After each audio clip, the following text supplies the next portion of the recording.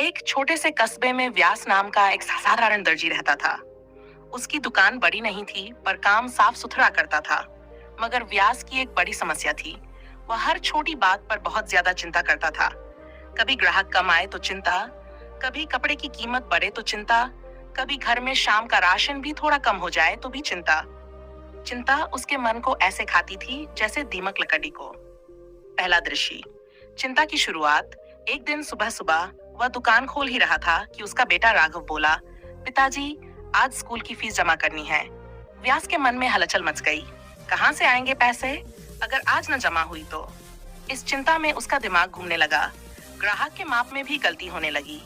बगल वाली दुकान के श्यामलाल ने हंसकर कहा, अरे व्यास, ये चिंता तो तू ऐसे पालता है जैसे कोई पालतू जानवर। व्यास ने हल्की मुस्कान दी, पर मन में चिंता और बढ़ गई। दूसरा दृश्य। बुजुर्ग साधु की मुलाकात। दोपहर को अचानक दुकान के बाहर एक बूढ़े साधु आकर रुके। उनकी आंखों में अजीब सा सुकून था।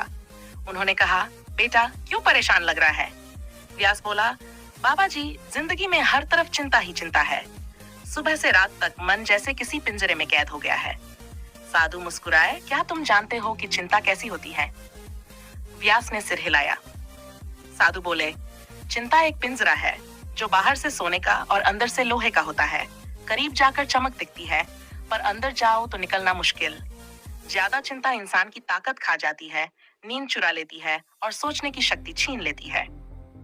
फिर उन्होंने जेब से एक छोटा लकड़ी का पिंजरा निकाला और व्यास को देते हुए बोले, जब भी चिंता आए, इसे हाथ में पकड़कर सोचना, क्या तुम इसमें बंद होना चाहते हो? व्यास ने पिंजरा थाम लिया। तीसरा दृश्य। चिंता से मुकाबला। शाम को जब वह फिर चिंता में डूबा, उसे वह पिंजरा याद आया। उसने उसे हाथ में लिया और देखा, अंदर कुछ भी नहीं था।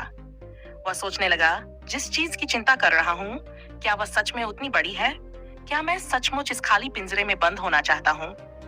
उसके मन में पहली बार हल्कापन महसूस हुआ। अगले दिन उसने कोशिश की।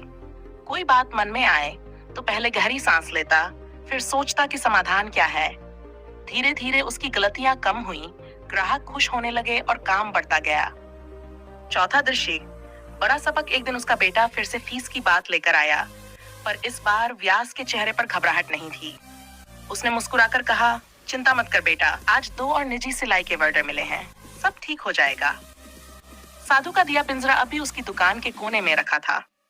वह हर ग्राहक को देखता और मन में दोहराता, चिंता समाधान नहीं देती, समाधान चिंता को मिटाता है। अब व्यास पहले जैसा नहीं रहा। वह समझ गया था, चिंता करना मतलब अपने ही मन को कैद कर लेना, और समझदारी से सोचना मतलब पिंजरे का दरवाजा खोल देना। कहानी का संदेश, ज्यादा चिंता हमारे मन की तक को कम कर देती है।